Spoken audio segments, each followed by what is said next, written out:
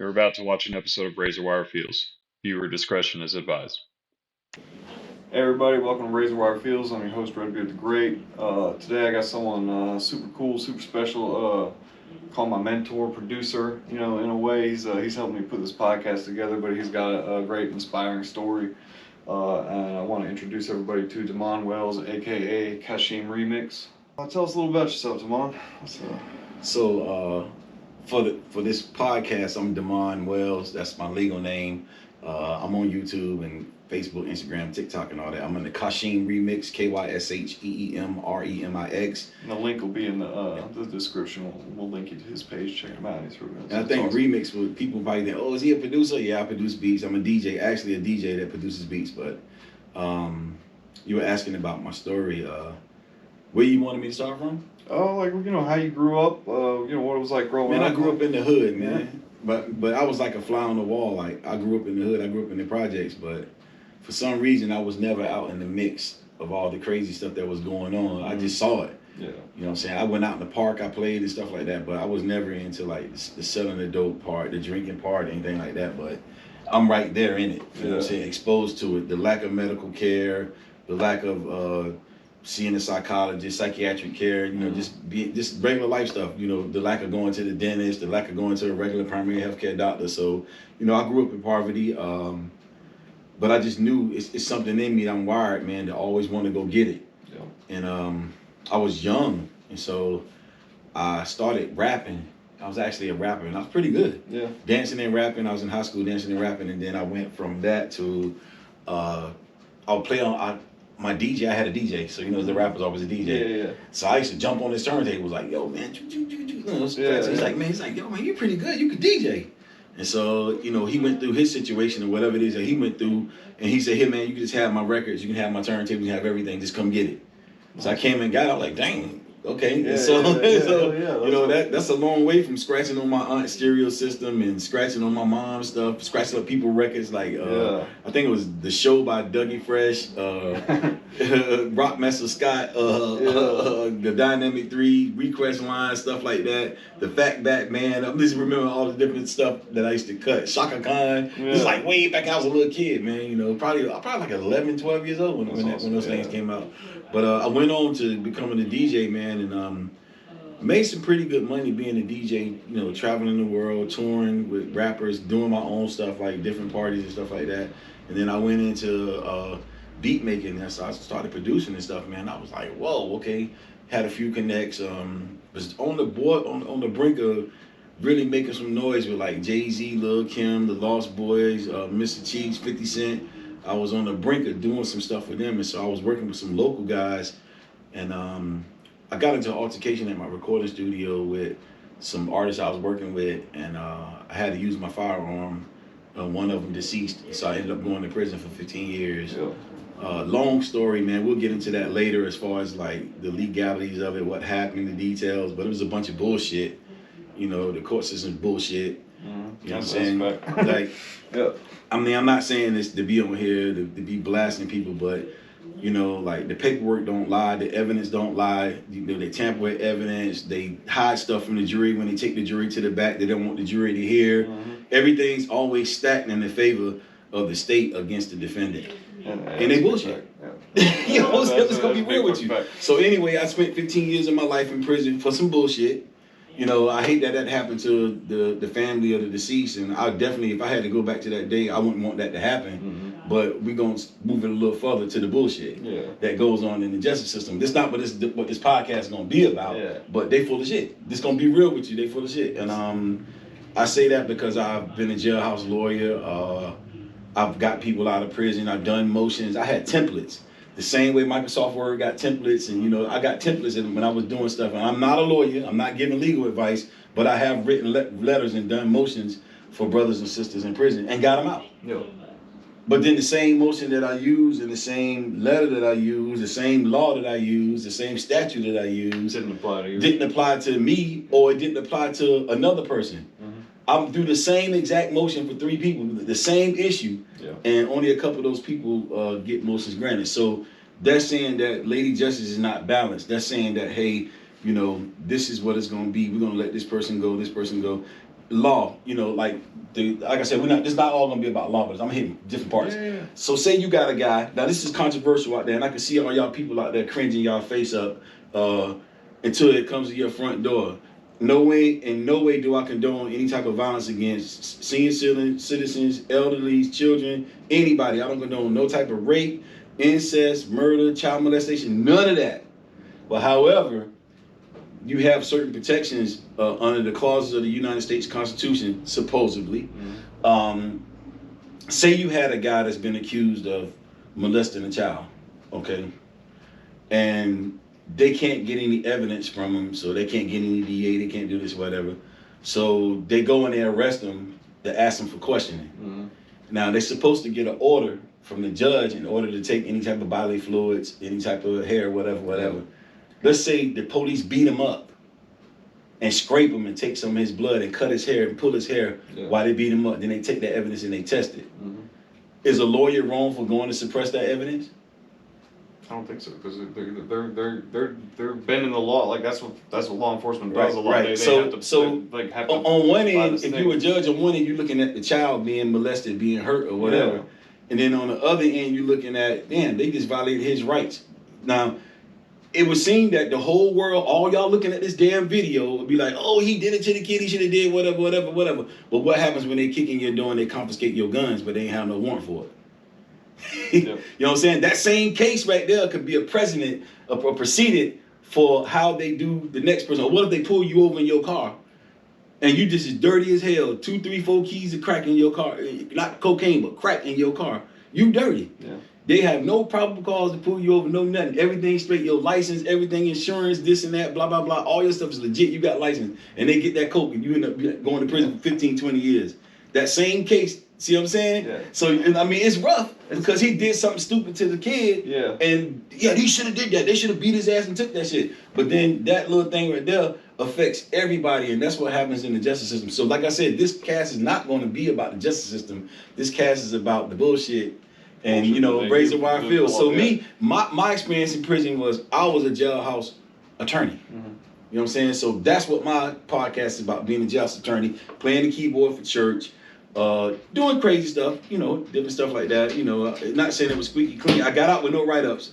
I caught the write-ups, but they dismissed the write-ups. 21 write-ups. 21 write-ups. In the last 6 years, I had 21 write-ups. You had 21 write-ups? Yeah. So they dismissed my write-ups. I ain't gonna say I ain't get none. I got some write-ups. I got some serious write-ups. But for some reason, for some reason they got dismissed. Lack of evidence. Man, God had his hand on me. I'm gonna be real with you. God had his hand on me. But like I was saying, man, again, I said a couple times, this whole thing is going to get interesting. It's not all about legal, but my experience in prison was I was the lawman.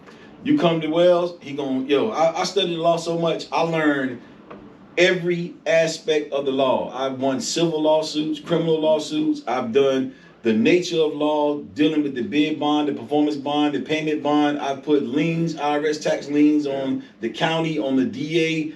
I went and I was going to do arrest the bonds of the IRS tax guy, because that's what holds you in prison. Yeah. Tax bonds will hold you in prison. Everybody don't think you're crazy because this shit is real. Tax bonds is what holds you in prison. Yes, that's a fact. The whole thing is a financial transaction, but they mask it under the color. Yeah. And color hide things. That's why they call it the color law. Yeah. You know what I'm saying? I'm not a legal analyst. I'm not a lawyer, but I'm only giving you what's in their books, what's in their law, what's in their school of law, what's their stuff that's printed, that's being taught by their professors, except for the true color law, which is. It's funny because they say, you have access to a law library. Yeah. But like when I got arrested in Wake County Jail, the only time you could go to the law library was if you signed away your rights to a lawyer. You had to defend yourself in the case. That was the only time they gave you access to a law library in Wake County Jail. Now, recently the prisons have got the tablets. About 2 years ago, we got the tablets, and it has the law library on it to where you can look up case laws. You can see the lawsuits against your prison pages and pages and pages of them at every I still single don't trust that either because it's Yeah. electronic and they can control it. Hell yeah, they can. But Just it's like supposed to be Apple be federal doing, database, just you know, like Apple be doing when they be throttling y'all data service. Apple, you need to stop that shit, Apple. Yep. Then they do a lawsuit. Then they done made like $100 billion, and they say, oh, we got a civil class lawsuit. We're gonna settle out $10 million, and you get a check for like $30. Come on, man, stop the shenanigans, man. It's all that type of shit. Yeah, it's what they tell you is one thing. They tell everybody on the street that, oh yeah, we have access to law libraries and all that shit. We don't. You got access to prison legal service, North Carolina prison, and in North Carolina, I'm gonna be real with you. North Carolina prison legal services do what they can, but they only gonna be allowed to do what Massa, only what Massa allowed them to do. Yeah. And in some cases, they just ain't gonna do it. But then the same case that they turn down, the guy comes to me. I write a letter to the judge asking for some information. I mean, not the judge, but to his lawyer or the courts to ask for certain information. Yep. And they like, oh my God, why are you asking for that? Because it's the law. Yeah. You know what I'm saying? They do everything they can to deter you. They're like, they're gonna send you through some bureaucratic bullshit so that you can't do it when you legally you have the right to have all your shit. Like, you know, one time I got my motion and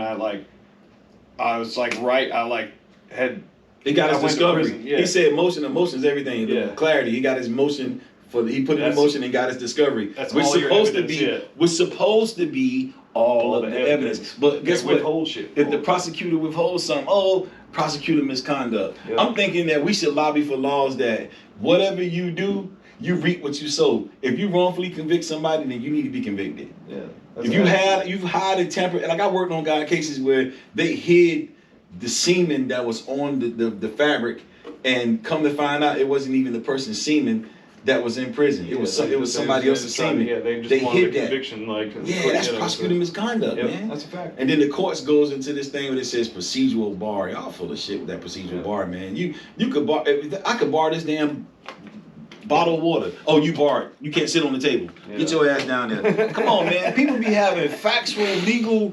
You know what I'm saying? And that's why. And you know what? And this on this podcast, you probably saying, why is he always talking about law? Because your ass complaining about how much your taxes are in your county.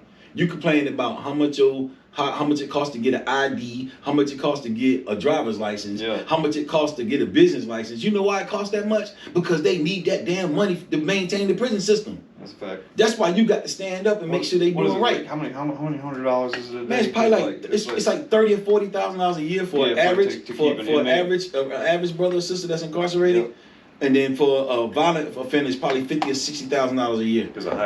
But I'm just saying, like, don't be sitting out there in the world complaining, because you're gonna remain. You got to do the change, man. Get them damn jokers out the seat, man. You know, you gotta. They ain't right. That's what the whole thing is about. Right. Change. Like, so it's like society. Like, you know, we'll come back to like the loss of. But it's like, okay, so you know, you go do your time. That's supposed to be taking care of your debt to society, right? And it's like, but you come out. You can't get jobs, you can't get housing and shit like that. So it's like, okay, so you're saying one thing, society's saying that, yeah, we believe in redemption. That's why it's like, if y'all don't believe in redemption and you ain't going to give us another shot, why not just kill everybody? Why bother? Why spend all the money? Like, when I'm in the meetings with, like, I'm actually a community health worker, so I work with a couple agencies, nonprofit agencies, and I work for a very prominent, prominent school, UNC School of I'm being modest. Yeah. I work for UNC School of Medicine, NC Fit program. I'm with Link Incorporated. We have a partnership, and we work in reentry. That's what we do. I'm a community health worker and a peer support specialist. I got out. I've been with Link for 6 years, and that's my number one. Anybody will tell you, I don't care if I'm sitting down with Joe Biden, if I'm sitting down with Obama, if I'm sitting down with Clinton, I don't care if I'm sitting down with your mama, your daddy, whoever. I'm the advocate for individuals that are just as involved and impacted. And I always ask the question, why do you keep your foot in our neck? Yeah. When you keep your foot in my neck from getting employment because I committed an offense years ago, then you put me in survival mode. Mm-hmm. I might knock your mama upside the head while she at Walmart just to get her pocketbook so I can get some money to feed me and my family. I might snatch her pocketbook and don't hit her, but while I'm snatching her pocketbook, she might fall and break a rib or two. Yeah. Because of me, but I'm only in survival mode. I'm doing that. And why am I in survival mode? Because I went out, like you told me to do, like the world standard says, and I applied for a job. And I was honest saying, you know, hey, I do have a criminal offense. This happened, that happened. I don't expect for you to give me a job being a fucking banker or a teller and I done stole money. That's common sense. Yeah. Don't be a dummy. Yeah. You know what I'm saying? But man, can I do something? Yeah. Can I do something? Don't pay me $10 an hour. Don't pay me $9 and $7 an hour. I can't even live off of that. Give me 15. Everybody should be making at a minimum $15, $16 an hour. And while you joking, I'm gonna be an entrepreneur. Like I told you in the beginning, it was always something in me. I'm an entrepreneur, so I do work. But on the side, you know, I DJ. But definitely, man, for the world that's sitting in your comfortable home with your family, happy, while the rain is pouring down, torrential storms, freezing rain, ice and snow, and people are sleeping under the bridge because they can't get a place to stay because they're a sex offender, or they can't get a place to stay because they're a violent offender, or they can't get a place to stay because they're an offender. You think about them. Think about that time you did something and your mom and daddy was able to go and pay off that lawyer behind the door. And you never got that criminal record. Think about that. I need you to think. I ain't never had a lawyer money. I'm far from bitter. I'm far from bitter. I ain't bitter at all. But I got to be the one to say that because I made a pact with God. I said I'm gonna be the voice for those that are left behind. And this is the voice. That's why we're doing this to raise our fields, to talk about shit that might hurt to talk about. And you know what? It's a lot of y'all people looking at this video right now. You don't know nothing. You've been laying in a electric blanket, eating on watermelon and Doritos and looking at Days of Our Lives. You don't know nothing. I'm just being real with you, but you quick to say something about something you don't know about. You shouldn't have committed the crime. Well, what about the people that didn't commit the crime? Yeah. What about the people that was convicted for more than what they should have been convicted of? What about the people that they had one conviction on because they know they had their fingerprints for breaking into something, but they needed to clear their books, so they gave them a plea for 95 charges. How the hell I done broke in 95 places? I've had two of those. But you know why I would take that plea? Yeah. I would take that plea because they telling me if I don't take the plea, I'm going to prison for 25 years. But I'll get probation for taking the plea for all of them. Mm-hmm. Yeah, of course you're gonna do that. That's like when they keep you in jail, they get your bond unreasonably high. Do you see the balance? Like $2 million for some fucking B&Es and shit like that. Like my first case, right? 58 felonies. Okay. You didn't commit all of them? No, not all of them. Most of them. I did do most of them. I will admit, but I remember looking at the shit and I'm like, I didn't even do this, like for real, like. But guess what? And they're like, well, if it's your MO. Let me be the prosecutor. Yeah. You saying you didn't do this, right? I'm the prosecutor, yeah. So you the defendant, and your lawyer's over there, blah blah blah. Yeah. And we negotiating the deal or whatever. So you saying that you didn't do all this, but however, I got you on all these right here. Yeah, I got you. I'm willing to consolidate these, but if you refuse this plea bargain, I'm gonna pursue the habitual. I'm gonna pursue the habitual offender. Yeah. And we're gonna go to trial, and I'm gonna give you the max on each one. Yeah. So I'm gonna give you the habitual offender on charge 1. Yeah. Charge 2, charge 3, and I'm gonna ask the judge to run them consecutively, not concurrent, not together. Oh yeah, consecutive. So that's what we call railroad. And you get railroad, the box card. You get sentence after sentence after sentence. So box card. So what'll happen is after you serve the first 8 years, you're gonna serve another 8 years. Yep. You're gonna serve another 10, another what? And by the time you out, you ain't coming out. Yeah. You'll never see your grandkids. Never. So I'm gonna give you this plea bargain now. I need you to take these 8 years for all of them. Yep. And it's like that they did that type of thing with my recent charge, the kidnapping. Like they hit me with 2 first-degree kidnapping, 2 robbery with a dangerous weapon, firearm by felon, larceny of a motor vehicle. Right. And how many charges is that? That's 2, 4, 6. You know how many? years? I could tell you how many years that would have been. It would have been like 50 years. It was 448 months. Years. I said 50, max, 40 years. But here's the kicker. I pulled up the case law. First-degree kidnapping, physically. Yeah, you gotta move. You physically move. And you gotta leave them at an unsafe place. You gotta leave them at an unsafe place. That's the difference. I didn't touch them. I didn't lay hands on them. I moved them at gunpoint, but I left them in a break room. Left in a break room in a safe place. That's second-degree kidnapping. However, I bring this up to my lawyer, and my lawyer's like, okay, look, yeah, we can beat those 2 first-degree kidnappings, but they're gonna drop it to a lesser kidnapping. They're gonna drop it to second degree. But they're going to fry you on the 2 robberies, the firearm by felon, the larceny of motor vehicle. So you're still going to do 30 years. Or you could take the plea for 6 years right now. Yeah, so look, while we're sitting there having this conversation, I love talking about the people in the world. They probably thinking like, yo, they calloused. They sitting over there talking about robberies and kidnappings like it's not nothing. It is something. It is something. But are you trauma informed? Yeah. Remember I told you I was a community health worker. So don't let the smooth taste fool you. Don't let the look fool you. Are you trauma informed? What do I mean by are you trauma-informed? Do you understand what might have led up to this brother doing those things? He was in the throes of addiction. He was addicted to a drug that altered his mind. I was up for 5 days straight. He was up for 5 days straight. Yeah. He just wanted to get a hit. Yeah. You know what I'm saying? He wasn't thinking about, oh, I'm putting this gun intentionally, willfully, knowingly. See, you have to knowingly. The language in the statute says knowingly. You can't really make a knowingly decision if you under. Now that would be diminished capacity. Yes. You see, check this out. So like, okay, so look, in North Carolina, and it's probably true in other states as well. If a woman goes out drinking, right? Yeah. Ends up having sex with a guy. The next day she says, you know what? I didn't really want to do that. She can file rape charges because she took a drink of alcohol. One drink of alcohol changes your ability to give consent, right? So if I was high on fucking meth, I did not consent to commit this crime. Why does that not apply to that? It makes sense. It makes sense. Like what you just said was, like I said, diminished capacity. Yeah. When you're making decisions and committing offenses or doing things, the diminished capacity, and they try to use that. That's why I said, Lady Justice is not balanced. They use it to how they want to use it. Yeah. If you know that man was strung out on drugs, if you know that man wasn't in his right mind, then you don't throw the book at him. No. You get him. You okay? He gonna do some time. Yeah. You know, get him some type of recovery. But you ain't gotta give him, man, 50. Like I had one guy, he was smoking some boat. One of my brothers, I know from the town I'm from, he was smoking some boat, and he looked at his friend, and his friend looked like a monster, and he shot him and killed him. Yeah. Yeah. I mean, he got a lot of time, but I don't think he should have got. I think he should have got like voluntary manslaughter or something like that, like a smaller number, because he really didn't know. You know what I'm saying? But they're like, oh well, he shouldn't have been doing the drug anyway. Well, you shouldn't be eating all that food when you were diabetic, and the doctor told your ass not to eat all that food. You shouldn't be eating all that fried chicken and all that damn salt when the doctor told you had high blood pressure. But you keep taking your ass to the doctor, causing us all this daggone money. It's like we're not saying that. We're not saying that there shouldn't be repercussions to your actions. It's always should be that. There should always be that. But we're talking about excessive force in the name of the law. Like, you know, when it's like someone like, okay, I was strung out, I did some dumb shit, right? It's like, but did I need to go to prison for 6 years to maximum security and deal with even more trauma? Now I come out the door more fucked up than I was when I went in. Disclaimer.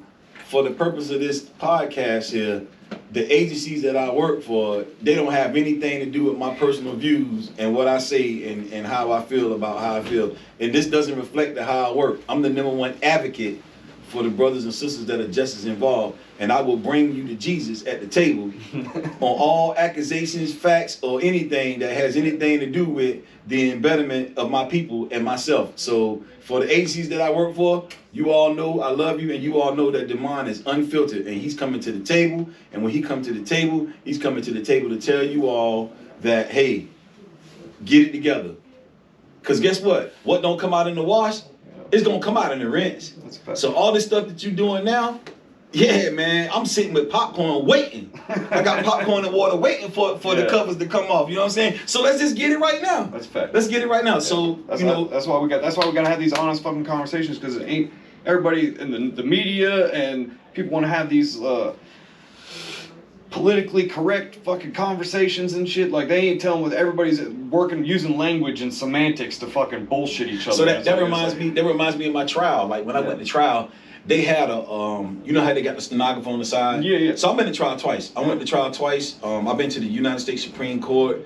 I won my first appeal. My case is a little different. I really ain't talking about it. I'm writing a book about it, and we'll do more in the details. And I got documents to show you that I'm factually innocent, not actual. Actual innocence means nothing to do with it. Factual means, but if facts of the case, I should have never been charged with first-degree murder. Yeah, because that implies intent. Yeah, I should have never been charged. First degree implies malicious intent. You know what I'm saying? And it's like, if you did not set out that day to commit a murder, that should not be first degree. And that's not what happened. And so they had a hearing during my trial, and they had the lead homicide detective on the stand. And the lead homicide detective, outside of the presence of the jury, they moved the jury out. That's what I'm saying. Why you got to move the jury out? He confessed and said that I was the victim in the case. Yeah. That's in black and white. He confessed and said that, like you said, that I'm the victim in the case. He also confessed and said that I should have never been charged. Yeah. He also confessed and said that the victim was shot in the back, but the victim wasn't, because the medical examiner and the body and the document, I mean the clothing, they definitely said certainly nobody was in the back. The shooter was in the front. Yeah. And my lawyer, you know, you wrong for that, bro. You should have grilled him on the thing and say, you know what, Your Honor, you need to check him. He's lying. Yeah. You know what I'm saying? In the court of law, you don't just let it go. No. You say you're lying. But anyway, I brought up on the pill later, and they gave me the pill, but it wasn't on that. But just to show you that they had that stuff in the back of, outside of the presence of the jury and the people. Don't hide stuff from people. Yeah. If you're gonna bring the accusations, bring it all, baby. Lay it on the table. Put it out there. You know what I'm saying? This shit happens every day, though. This is happening in a courtroom right now. Yeah, it's not happening. It didn't just happen to me. It happened to other people that found out years later that they go in on a motion on newly discovered evidence that wasn't available at the time of the law. At the time of the case, but it was available. Yeah. They just didn't give it to them, and that's how I get a lot of people in. I got a lot of people back in court on new evidence that was there, withheld from the jury. You right years later, people forget, and then let's send them that, and now they done sent something they weren't supposed to send. Yeah. They done let the cat out the bag. What didn't come out in the wash, came out in the rinse. Mm-hmm. You know what I'm saying? That's a fact. Yeah. So you did 15 years. Yeah. And you know, jailhouse lawyer, you making some money doing the jailhouse thing? Oh, my locker stayed full now. You gotta hustle. You got people doing the same. You gotta respect the hustle. I didn't really get too many JPays like money wise. Yeah. But my locker, I never ran out of anything. Yeah, and I can call. I can get on the phone and call. I had stamps. I probably had 2,000 stamps. You know what I'm saying? That's a violation. Yeah, it is. My buddy, he was the chaplain librarian, and he's running the NASCAR pole and the parlay and everything, bro. They busted him down at the library. He had like 200 bags of coffee and like 5,000 stamps like hidden in the library behind books and everything. They take you in the hole for that shit. Oh, you got too much coffee, you go in the hole. Yeah, I mean, but look, I think it's two parts to it. Yeah. The one part is that it might cause it might cause a disruption in the prison, okay. But then the other part is, hey, we're practicing to be entrepreneurs, so when we enter into the world, you know, we can be entrepreneurs. It'd be business. But then it seems like they don't want us to practice the business, because in that you got accounting, you got to do your inventory. You know what I'm saying? So I look at it from two sides. You know what I'm saying? It's like that's why that's why it's fucked up that they have like the banned book list. There's like legitimate knowledge that they don't want us to have. Like, you know, it's like, I think for the banned book list, a lot of like legal books you can't even get, like that show you how to file like cases and everything like that, how to file a lawsuit, how to file a tort claim. Like, they don't want you to have that. So let me ask you a question. You think if all the prisoners in the world was able to access the massive information that's available to free them and to give them financial liberty or whatever, you think there'd be a system? We'd kill the system. There wouldn't be no system. Yeah. They wouldn't have no jobs. Nobody would be able to retire. Recidivism pays these people's bills. You know what I'm saying? Like that's why they don't give us resources. They don't let you go to school. They say they do school and education and blah blah blah blah blah, but it's bullshit. And they don't fucking let you do half of what you need to do. They give you all the time in the world, but you're not allowed to do anything. So you have to do it for yourself. That's the thing. You know what's funny? I think I'm just sitting there thinking about like people looking at this podcast, and I wish I could be in a courtroom and challenge a prosecutor. Oh, I would have been a great lawyer. I'm talking about if I could go in and challenge now, all I need is the court rules of that what's the name of that state. Yep. I need their statutes or whatever, and let me go in there a couple cases. The number one way to beat the case, man, is in most states, man, they be killing the game with this. And like I said, I'm a legal guy, and I definitely want people to know about this. Probable cause hearings. Yep. Probable cause hearings are hearings where they go before the judge to figure out whether or not they're going to bound it over to Superior Court. When they bound it over to Superior Court, it has to be heard by 18 people, which is the grand jury. But see, I did something. On my case, we did a probable cause motion, and my probable cause motion is still pending. My case happened about 24 years ago. Mm-hmm. Well, hold on, what's this? This is 2002? 22 years ago.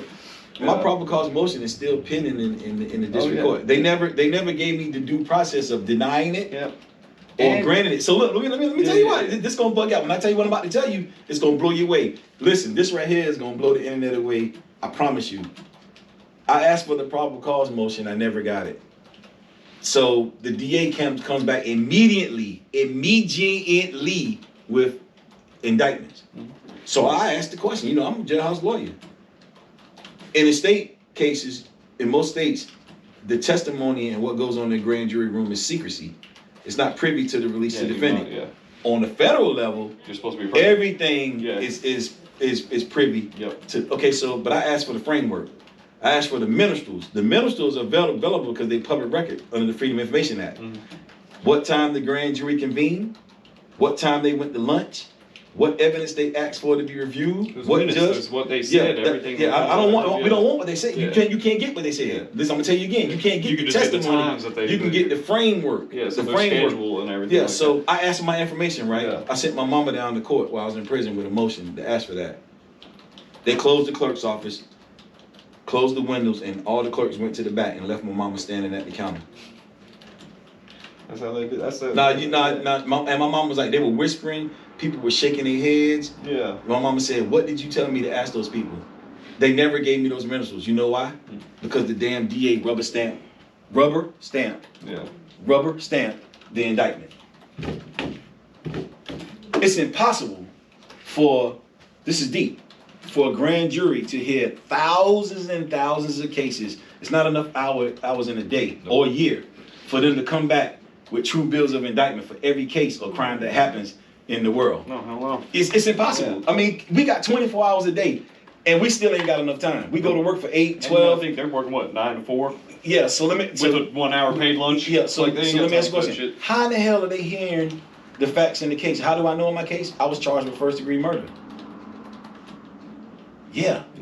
I went to trial. I was found guilty of second degree, and all the other offenses that he got indictments for were dismissed. Some were for lack of evidence, and some were for just dismissed. Yeah. They got dismissed. How did you get those indictments? What did you go in there and tell those people? Did you go in there and tell those people that this guy was a DJ working at a recording studio? 2 guys came and jumped him. He pulled out his firearm to repel the attack and shot one of them, and one of them deceased.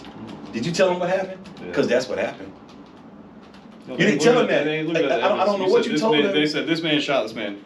Yeah, and so on appeal, I argued that indictment. I argued for that indictment to try to get it and to get the stuff. Even under the Freedom of Information Act, I should be able to win a lawsuit on you not disclosing me the information. Mm-hmm. Why don't you have that? Because the grand jury never met. Yeah. How do I know? Because of the date of my probable cause motion and the date of the indictment. Mm-hmm. And it was right around Christmas time that this happened. Yeah, so the courts ain't open. Vacation. Yeah, they on vacation. Yo, that's crazy. Yeah. So look, I just gave y'all the jewel. Now that's something for you all to look forward to whenever I get ready to reveal all this stuff in my book. Because I got like the true copies. I'm gonna copy the copies and I'm gonna put them in the book. Blast. I'm gonna put them on blast. But that's just one little part. You know what I'm saying? Yeah. You know, I'm gonna do the part with the autopsy, with the CBI lab report, the medical examiner, and then the police officer, and I'm gonna put the whole testimony of what happened outside of the presence of the jury when they had that lead homicide detective on the stand, and he said I was the victim in the case and I should have never been charged with the case. Yeah. Why would you say that? Yeah. Who are you saying that to? Who's reading that? Because he's the victim of the case. He should have never been charged with the case. Yeah. I'm not making this up. This is in black and white. But anyway, long story short, we move on. So I serve individuals like myself that are just as involved. Like I said, if I'm at the table, no stone goes unturned. Demond gonna raise some hell. Mm-hmm. Heaven, earth, whoever, worldwide. That's why I wanted him on here, because he's actually out living this shit, trying to help people, trying to get people situated that coming out of prison. Yeah. I mean, this guy's picking people up, car broke down, let me get you to your appointment, let me get you to see a specialist, doing CBI classes, meetings, whatever you need. These people out here hustling for people like me, coming out the door with nothing, with no resources, I thought I was going to be homeless. I didn't know I was going to end up in this program. Yeah. I legit thought I was going to be homeless. I didn't know till the day I walked out the door that I was going to be there. Yeah. I had no idea where I was going to go. They didn't tell me shit. They're like, oh, we don't know. Like, you can't apply for transitional housing until 10 days before your release. And you're not allowed to know anything about it. You don't know where you're going to go. You don't know where you're going to stay. I'm thinking I'm going to be sleeping under the fucking bridge in November in fucking Wilmington. I'm not even from here. I came down on the run and I caught a fucking charge. So they're like, oh, you're homeless? You got to go back to the county of your conviction. Not knowing where the fuck I'm going to go. You can't apply for transitional housing. They don't give you no phone numbers, no list of resources, none of that shit. Case managers used to be COs. They fucking hate you just as much as the fucking COs. I mean, you have some that are some good, that help. but you have some. some, You have, it's but like- you have the majority of. I think the majority of people is like punch the clock, keep it moving. I work in, like I say, I work in health and human services. I work in an actual medical facility and facilitating individuals getting MAT, physicals, medical, primary health care, insurance, dental. So that's what I do, and I mean, I'm a little unorthodox. Like I got my hat on now, but if I take my hat off, you know, I got on a nice sweater, Clean up, clean up. But if I go out, if I go out in the projects or in impacted areas or neighborhoods where individual justice is involved, and I got on a suit, I'm either the police, an insurance agent, or I'm either coming from court. Yeah. That's what they're gonna think. Yeah, so I go out in jeans, Jordans, and a shirt. You know what I'm saying? Because I meet my people where I'm from. I meet them where that. But when I'm in the doctor's office, I'm in there in jeans, Jordans, and shirts. Sometimes I'll go in a suit, you know, if I have to go in and whatever. But the main thing is, I want this podcast, or individuals listen to this podcast, and I hope it goes across the right ear. You know, get your foot out of people's neck.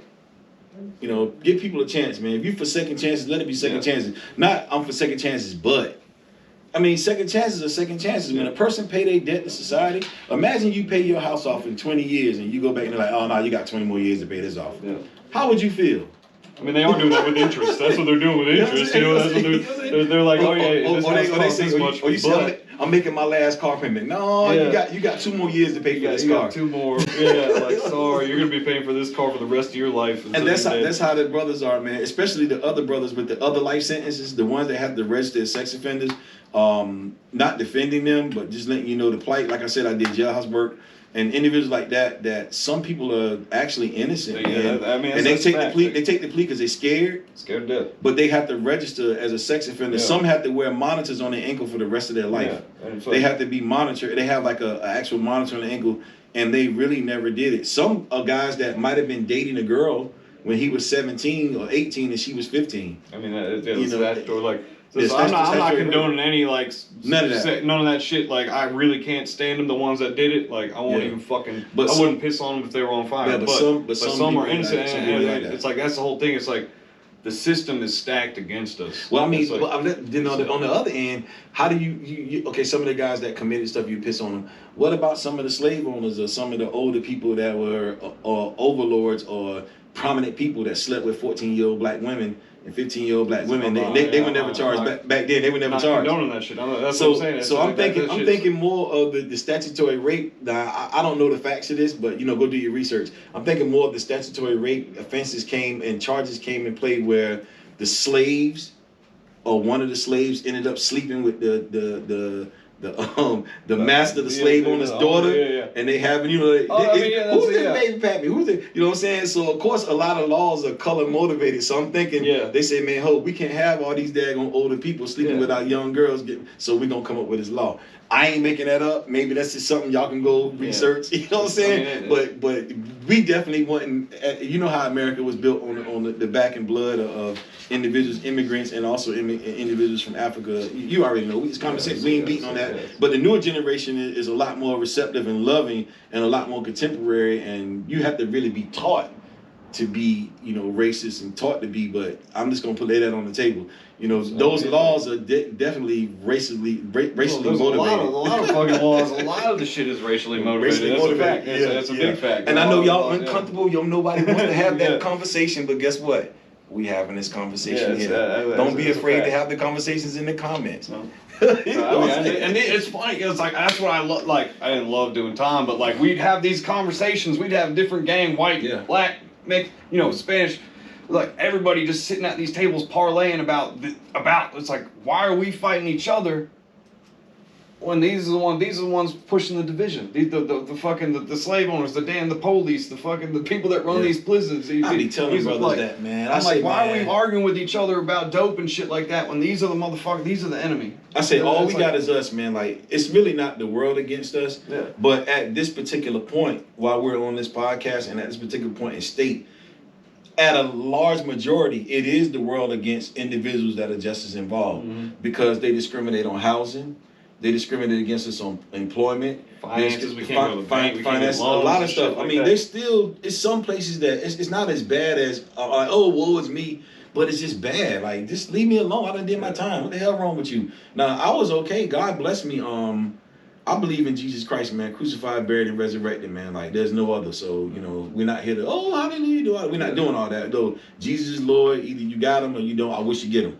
But anyway, and I tell you how I know that. During my trial, I prayed so hard, man. And I said, God, they was trying to give me felony murder. In North Carolina, you can get first-degree murder, or you can get felony murder where you get one offense and another felony from the murder. And put those two together, you go to prison for life. So it's I said, God, capital murder, right? Yeah, I said, God, I don't know what you're gonna do.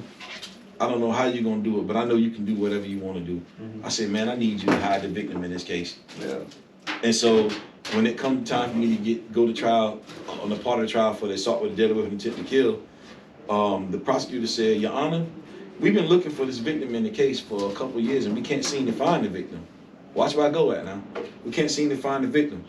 And the judge said, well, you know he got a right to face his accusers, so don't ever say that the state took over the case if the person's still living and they got to come in the courtroom and point you out. That person has to come in the courtroom and to point you out. If the state don't have this person, they don't have a case. Do not take the plea bargain. I'm not giving you legal advice. I'm just giving you what happened in my case. I didn't take the plea. I went all the way. I made them bring the guy to the courtroom. The guy never showed up because they couldn't find him. But guess where the guy was at the whole while since they said they couldn't find him? That's how I know it's a God in Jesus. He's in the county jail. How the hell you can't find? How you can't find a guy locked up in the county jail? Because he was refusing. You know what I'm saying? Now, if you don't believe in Jesus and you don't believe in God for that right there, hey, I can't tell you what to do, but I tell you what, this guy was in the county jail. I'm in the damn courtroom, and they saying they can't find him. And you were so specific about your prayer. I was specific about my prayer. Yo, crazy. We got our secretary over there. She's typing up. Hey, yo, for real though, all jokes aside, man, listen, I ain't trying to turn this into a religious thing. Because you had your moment. You had your moment when them anklets came off of you and they didn't know what happened. Listen, man, the guy was in the county jail, bro. I ain't tell you about this. Bro. And they said we couldn't find him. The judge said, well, prosecutors, you know, if we can't find the guy got the right to face the victim, we gonna dismiss the charges. So they said, we're going to dismiss the charge of assault with a deadly weapon because nobody's here. He don't have a right to face his accuser. We're going to dismiss it for lack of evidence. My attorney looked over to me and said, hey, don't worry about it, man. He said, you won't get felony murder now. He said, the life sentence is out the door. He said, we done beat that one right there. That's gone. Now we got to fight this here. My lawyer did an okay job, but, you know, if you're looking at this, man, I think you didn't do the best job you should have done, man. And you got to wear that for the rest of your life. While you out, whether you playing golf with your daughter, whoever, you know, you did a good job, man, but you didn't do the best you could, man. Gloves in prison, I mean, in the courtroom, ain't no such thing as gloves. It's bare knuckles, elbows and knees. Like, he didn't want to give up certain evidence that he knew about the character of the individuals that was involved in the case. That was the nature of the whole case. The characters that was involved in the case, the other people involved in the case, they had violent criminal histories. They were known to attack people and assault people, and that's what happened. I got attacked and assault. He didn't reveal that, so I felt bad about that. Then also, during the trial, my lawyer was doing some crazy shit. I'm not gonna throw you under the bus. You know, I could, but I'm not gonna do that. He was doing something in the courtroom that offended the family and friends of the decedent, and so they said, "Hey, we gonna kill you. We gonna get you." And so that weekend, while we were on recess, he was going to his office to go in his office, and somehow they tell me that he got food poisoning because he ate some glass or whatever. So he had to be rushed to the hospital and put on life support and almost died from ground up glass in his food. But I'm gonna tell you what happened. It wasn't glass in his food because he came into the back of the room where I was at before I went to trial. He said, "Hey man, they tried to kill me. Somebody hit me across the back of my head. I was on the ground. They stomped me. They kicked me. They broke my ribs. I got a colostomy bag." He pulled the shirt and showed me. I was like, "Oh snap!" He's like, "Man, I'm gonna fight for you with everything I got." And he went in the courtroom, and from that point, but it took the ass kicking. But I need you to do that before. He went in and he asked the judge. The judge was gonna lock him up and put him in prison for contempt or jail for contempt. He says, "Do y'all have to have a burlap bag over your head to hear the facts of this case and not see the color of the defendant?" He went crazy, slapping his hands on the thing, like, "Damn it, like, yo, how long does this guy have to be on the ground before people stomping him and kicking him in his face before his teeth is down his damn throat? You know, then the council approach the bench. One more outburst like that, blah, blah, blah, blah, blah. But anyway, long story short, I mean, he did an okay job, but you could have did better, bro. You shouldn't have withheld that evidence of their criminal histories. I mean, I know we got to have sympathy or whatever, but don't make me out to be the animal that I'm not. And that was one issue that happened also in my case. I'm gonna reveal that. They said I had a violent criminal history. I caught a credit card fraud charge in 1992, where somebody called me up on the phone and said, "Hey, man, I got these credit cards. Go get me a PlayStation, get you whatever you want, and then tear them up." I didn't steal the car. I didn't steal the card. I used the damn card. I took a plea for the shit and took probation. That's not violent. No. You know what I'm saying? No. You're making it like I went around shooting people, and they say, well, the Court of Appeals said it, and the judge says, well, prosecutors are known to have been admonished for that, and he shouldn't have did that. But however, we still believe there's enough plenary, which means the total evidence around the whole case, plenary evidence to sustain the conviction. That's bullshit. The plenary, and then after that, Zimmerman comes out and shoots a guy in the neighborhood, and now they got the stand your ground law. North Carolina always had the stand your ground. Yeah, the castle law. They also had. Don't get it twisted. They always had stand your ground. They always had self-defense. They always had the castle doctrine. It's an open carry state. They went back in and remodified it later on and clarified a few things. But they've always been on the book. We use that. When we try to use that, the judge goes in and say, "Well, I'm not going to read this to the jury verbatim." What you mean you're not going to read it verbatim? It's back to Demond again. It's in your book. It's your language. It's your law. Read it to the jury exactly like it's in the book. So he went and did some technical stuff and changed it up and messed up the minds of the jury. It's like I hate when people talk about how there's two different ways to there's two different ways to interpret the Constitution, right? There's like the literal and it's like that law is literally words on paper. It is, you have to follow it to the word, to the extent of the law. That's considered literal, and then they're like, "Oh, well, that's a literal interpretation." Be like, "What else is there? I think how else can you interpret the law other than the literal? There's rules to the shit that y'all are playing for. The difference, you guys draw a line. You say that on the other side of that line, y'all don't respect rules. So we have to. So they built this system. They have to follow these rules. Now I want to know who died. I want to know who died. I know Christ died for us to live, and I know God sits. You know that He's on the right hand of God. I understand that, but who died and gave a judge some type of the power to be able to create a case law or their opinion, and their opinion becomes word over the statute? Yeah, exactly. It becomes my interpretation. No, there is no interpretation. It is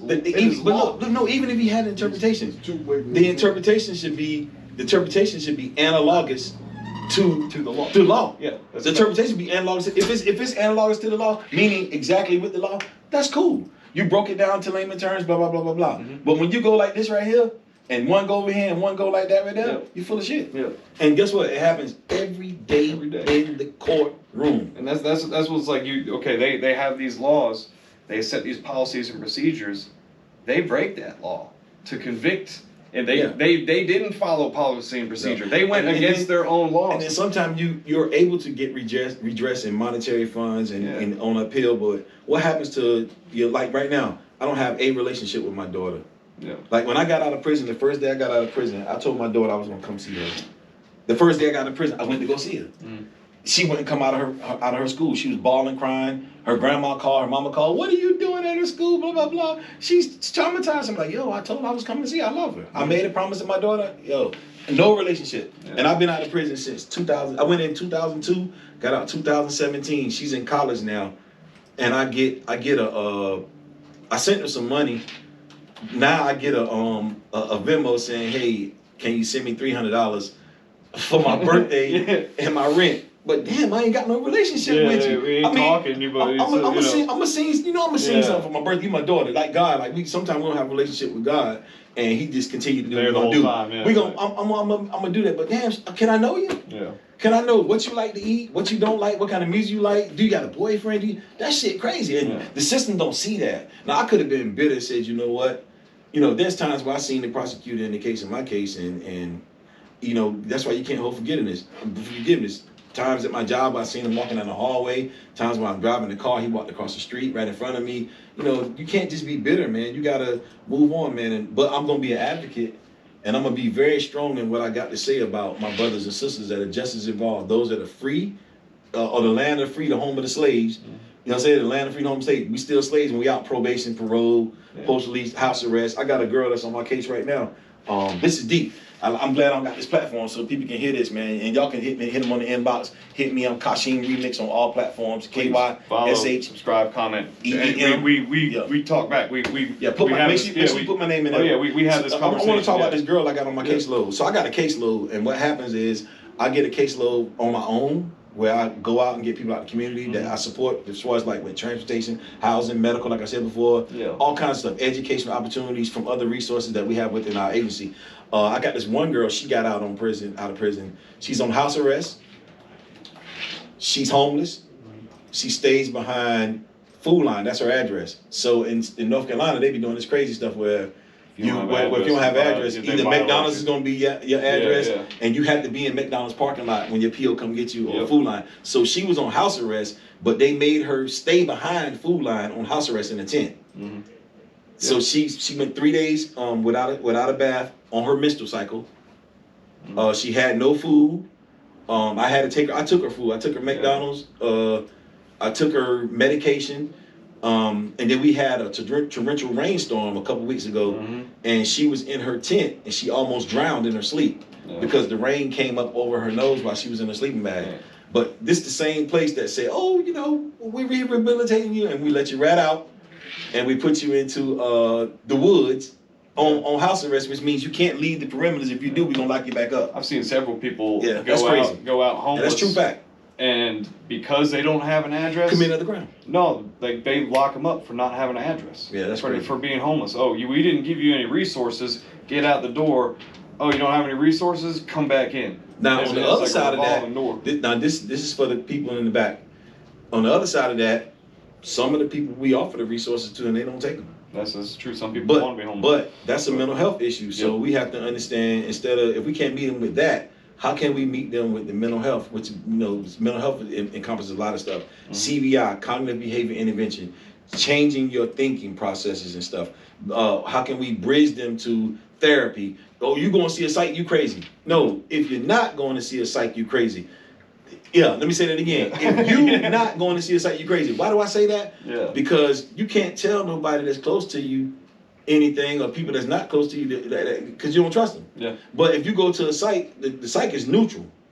They don't know you. They ain't gaining nothing. They just listening to you, blah, blah, blah, whatever. And then, you know, you're able to express. We were made to be interdependent, which means you're going to have gifts that I don't have. I'm going to have gifts you don't have. I'm going to need you. You're going to need me. And in order for that to happen, we're going to have to communicate. Language. So if I go in the corner and say, I'm not talking to nobody, I don't want to do this, whatever, I got an issue. I'm crazy. So all y'all people looking at me right now, y'all crazy. If you ain't going to see a site, you crazy.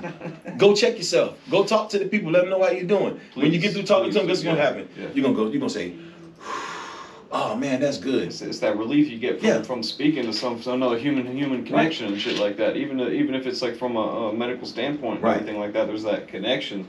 Like I believe so much in the power of language, right? God created the universe with language. Right? He spoke the universe into existence, right? So like, and how do we convey consciousness? We use language to convey ideas and everything like that. For all language is like, excuse me, for all the non-God believers, he just clapped his hands. Somebody clapped their hands. Clapped their hands. That's what I'm saying. Like some started the universe, but language is how we explain everything. We understand the universe, and it allows us to create. We can take a concept, we can create it physically. Hey, could you imagine this? Emotions. I was a chaplain. I was a chaplain clerk, and in one place I was actually not the chaplain because I'm not a licensed chaplain. But we didn't have a chaplain, and I'm the only one in the office. So I'm gonna say a couple of things to you that's pretty deep. I'm gonna show you some stuff on how you don't know. The one thing I'm gonna share with you is on that guy's crazy. I can't believe he do shit like that. Well, what's wrong with him? You know what I'm saying? For that, I met a guy. He said his mama said, "I wish I would have gave your dad a blowjob the night that you were conceived. And you wouldn't be here giving me all these problems." He told me that. He said people call me ugly. He said I got I didn't have any money, and my mama told me that she wish she would have gave my dad a blowjob whenever so with your head as a kid. So guess what he said? He said I started selling dope. He said, and when I started selling dope, I had money. He said, and I can get all the girls I want. Now I became pretty. And now I got all the attention. He said, guess what I'm going to do? He said, I've been in prison 6 times. He said, Mom, we said, Wells, guess what I'm going to do, Wells? He said, what? He said, I'm going to get out and sell me some more dope. Come right I back. said, damn, bro. I was in minimum custody when he told me that. But the average world went and looked. Now that's trauma informed. I'm informed of the trauma that he went through. How do I link him to resources to try to work through that feeling that his mama gave him, that feeling of nurturing from family, but the man's little hierarchy of care.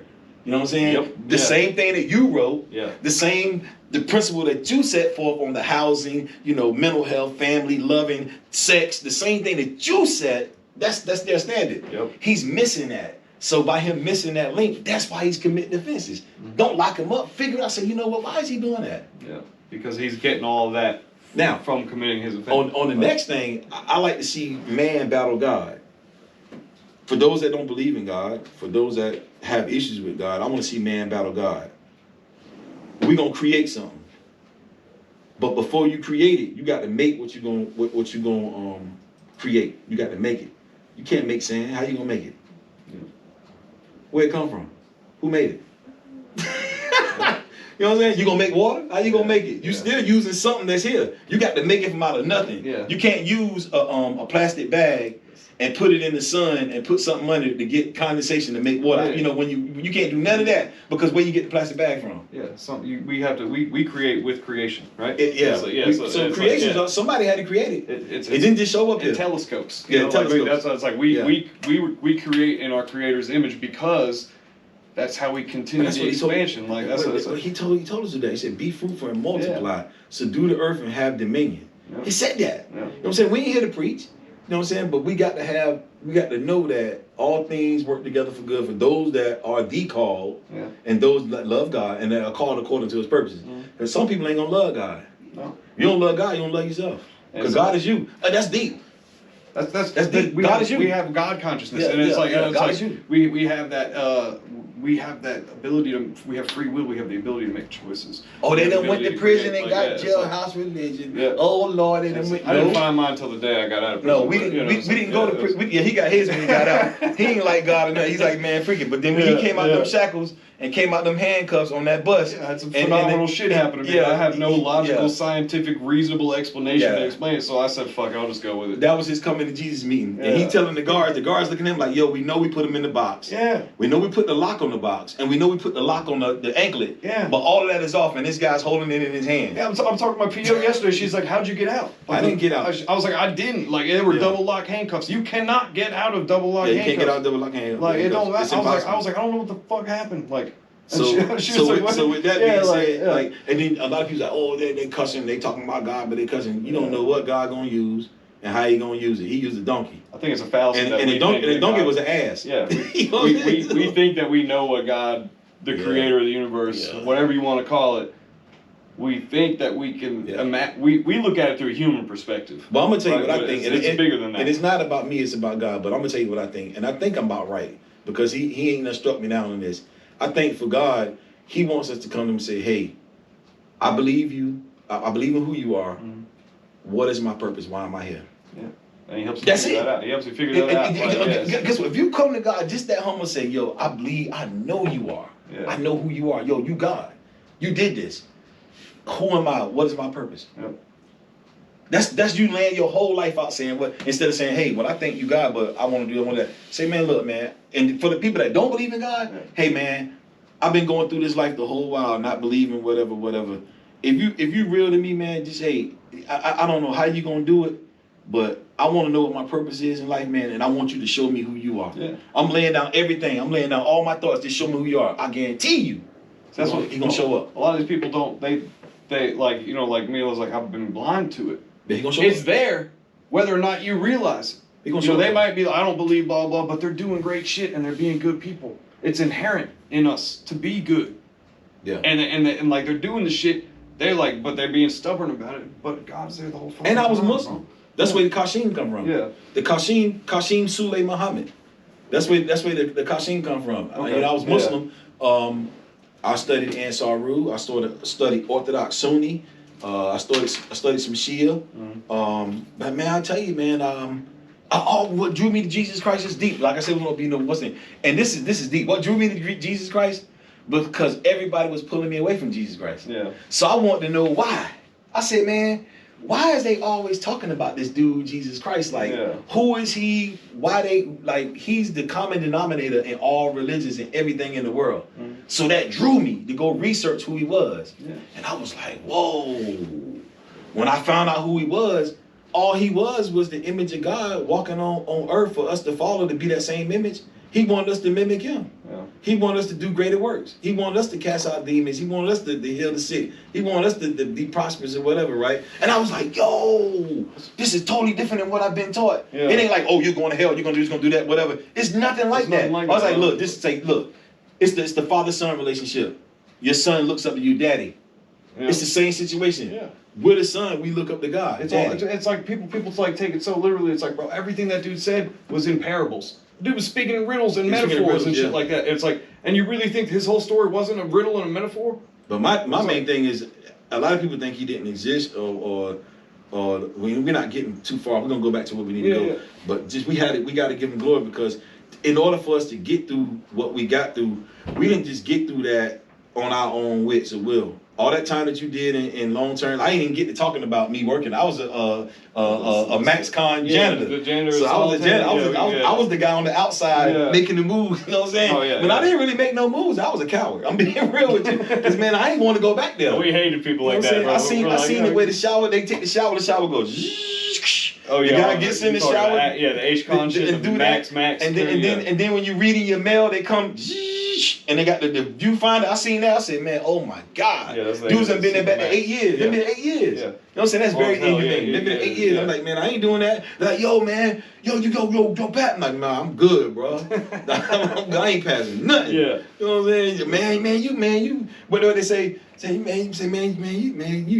whack. You know what I'm saying? Whatever. Be like, man, you fucking pussy. You can't come to prison and be scared. You know what I'm saying? Don't be scared now. You weren't scared when you got in here. Whatever you did, you wasn't scared to commit that crime. Now you come to prison and get scared. Come on, bro. They talk that shit, and it's like, I mean, I don't think passing food is a bad thing, but man, we got crafts, man. We never reveal what we do, but we could pass some food, man. I could pass you 100 things with some food. You wouldn't even know it's passed. You know people do not understand how much time prisoners spend getting objects between closed doors. Right? Like it's like we pull the bottom of the steel, we bend the shit out. So I had holes in my door. You could fit a whole bag of fucking cereal in it. I tell people out in the world, like, the basic stuff, how to make rope. You know, take the toilet tissue, wet it, roll it up. Take the toilet tissue, wet it, roll it up. Take 3 strands, take them 3 strands, 3 strand them together. Take another toilet 3, take them 3, and then you got 3 strands, which is 9. You braid them together into 1, and you'll get a rope out like that right there. I made a pull-up bar, when I was a long term, I made a pull-up bar out of 6 shoelaces, a Nat Geo magazine, and a sock, right? So the vent is on the wall up kind of the sink, and the kitchen, I call it the kitchen, and you use the sink and toilet combo, right? It's like it's over here. The kitchen. My kitchen's right here, but the vent is up there, and it's it's a steel vent. So I take 3 shoelaces on each side, put it through, braid them into 2 French braids on each side of the vent. Tie that around a magazine. I put the magazine, Nat Geo magazine, rolled up in a sock. Nat Geo is a great magazine to get a subscription. National Geographic, Nat Geo history. Amazing, good shit. Plus it makes for a good pull-up bar. You roll it up, put it in the sock, and I'm sitting there doing pull-ups for a year, like in the hole, like when I'm locked in the room, and just cool. Like, I mean, the mind of someone who has limited, like, the ingenuity in prison is amazing. Like the art people do. Like, this dude used to take oatmeal boxes and make jewelry boxes out of them, and he'd paint them, and these would look like they'd have full working drawers, everything like that. Make a mirror out of something like. Shout out to some of the SEALs that used to bring me deer meat for Christmas and some different stuff like that. I've had all sorts of good food. You got some SEALs that I don't want no drugs. I don't want nothing bad. I don't want nothing bad. I just want cheeseburgers. Just bring me some food. It's like they will beat the fuck out of you over. You hit that, like my buddy was the janitor for the sergeant's office, and he stole the sergeant's spaghetti like a month before, bro. They put him in handcuffs and broke his wrist, knocked 4 teeth out of his face, like split his head open. 3 ribs broken. Like, they beat the fuck out of this man over some spaghetti. Over some fucking spaghetti. And so they take you to the nurse's station, which don't have a fucking camera in it. How many prisons you been to? Let's see. This past bid, I processed at Craven, went to Pascatank, Central Prison, Alexander, Whiteville, and Greene County. My last time I was at Polk, Caledonia, and Greene County. I think I've been to about 18, anywhere from 18 to 20 prisons. Yeah, it's, most of mine was in closed custody. Were you ever in closed custody? Or you just Yeah. What you mean? I was in closed custody, bro. I was at Maury, Alexander. Yeah. I was closed. You talking was I at closed custody? What? Honestly, like it's like CP. I was at CP twice, in prison twice. So, I was twice, 2 times. That's where I did the year in the holes in at CP and shit. I was on the old death row. Yeah, the Unit 2. Yeah, they tore that shit down. Unit 2, the old death row. Rebuilt that shit. And, I would be in there, and you could see where people burnt cigarette holes in the window, where they about to they like everybody in their dorms and everybody in their room, like they're lock us in the room. They killing somebody when they doing the death. Yeah, they lock the whole death prison sentence, down. Yeah, execution. They lock the whole prison down. And don't yell out your window. If you yell out your window, you're going a long term. Yeah, because there's always people protesting on the street. Yeah, it's always people. Boulevard. Every time they do an execution, they stand out there protesting. Yeah, I saw that, man. That was detrimental to my life, man. They have all the windows sandblasted. Yeah. In the holes, and then they got two shits over, so you can't. Now they doing that, but back then they had them sandblasted, but people burn holes. Oh yeah, you burn holes in them and shit like that. See out of it. Yeah, it's like that's to do all sorts of shit. But yeah, just to I couldn't see out my window, but I could tell if it was night or day. That's the only thing. And the sun would come in, and I had like a sundial on my wall that I would like look at my watch and mark and be like, this is 11 o'clock. And when the line of the sun hits this line on the wall, I won't even have, because I didn't like to wear my watch in the hole, right? Because I'm just all day you looking at your watch for a year, waiting for a fucking door to open. Be like, is it fucking June yet? No, it is fucking February. At like, 8 o'clock in the morning. Look, the world probably looking at this video like, man, yo, this shit real. Y'all over there like it's all peaches and cream, man. Yeah, it's like doing that much time in the hole is fucking difficult. Like my thing to get through it was routine.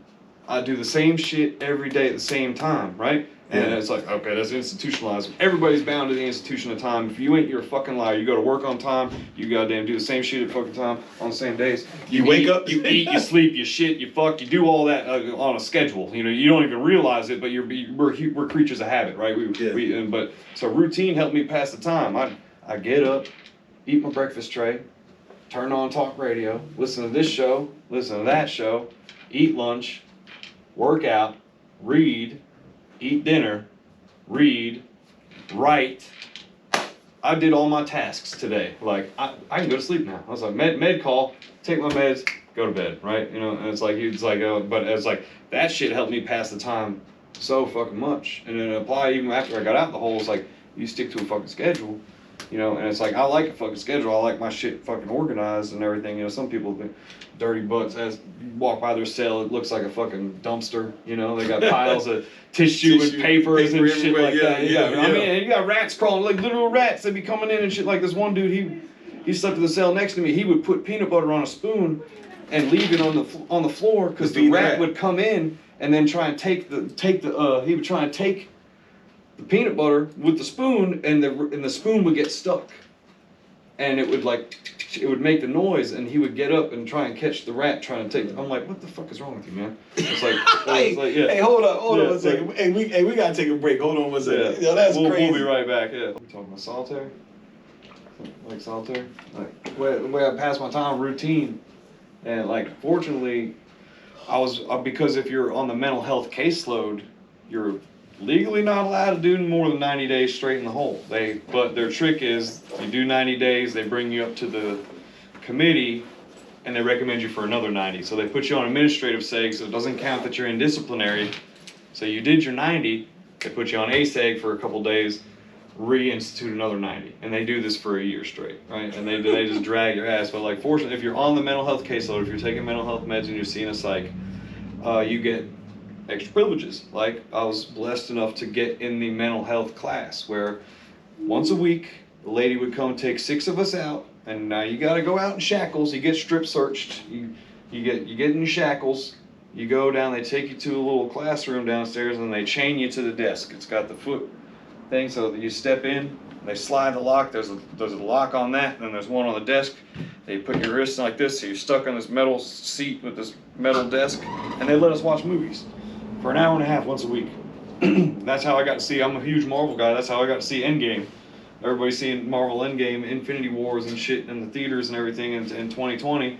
I'm watching it on a chained to a desk, but I fucking loved every second of it. Hey man, that's crazy. I did Yeah. 15 years in prison and I never seen a psychologist. Yeah, I'm talking about while I was in prison. I did 15 years in prison. I never had mental health. I had evaluations when it was time for me to go from medium to minimum custody. But that was only like a questionnaire. Yeah, they asked me a couple questions on a piece of paper and they're like, oh yeah, you good. Yeah, you have to like ask and and then they like, if you're not diagnosed previously before you get into prison or have been taking meds previously, it's like a whole process. But even with that, if I'm snatched out of living normal life, I've never been in prison. I've been in prison one time, and the first time I went for 15 years. Something ain't right. Yeah. I'm not used to what I'm. Check to see though. Do you want to kill yourself? Do you feel like blah blah blah? The walls talking. Yeah. They ask questions like, do you want to have sex with your mother? Yeah. If you do you want to be a florist? Is there times that you stole? And look, so anybody out there that's taking this Memphis MMPI test or whatever, I'm gonna tell you how to pass it. Now I'm about to ask you a series of questions, right? Yeah. And answer these questions. So, what's your favorite color? Red. Now, I'm teaching you how to crack the psychological MPPI test. Pay attention. It's like 500 questions. They're gonna ask you the same questions over and over. And they reword the question. Okay, so what's your favorite color? Red. Red. Okay. Do you like cars? No. Okay. How old was it the first time you stole something? About 5, 6. Okay. You want to be a NASCAR driver? No. Okay. Love do NASCAR. Do you like the day or do you like night? Night. Okay. Let me ask you another question. If you had a girlfriend, would you give her flowers? No. Okay. Flowers die. Give gemstones, they last forever. Right. Okay. Another question. You got a brother? Yes.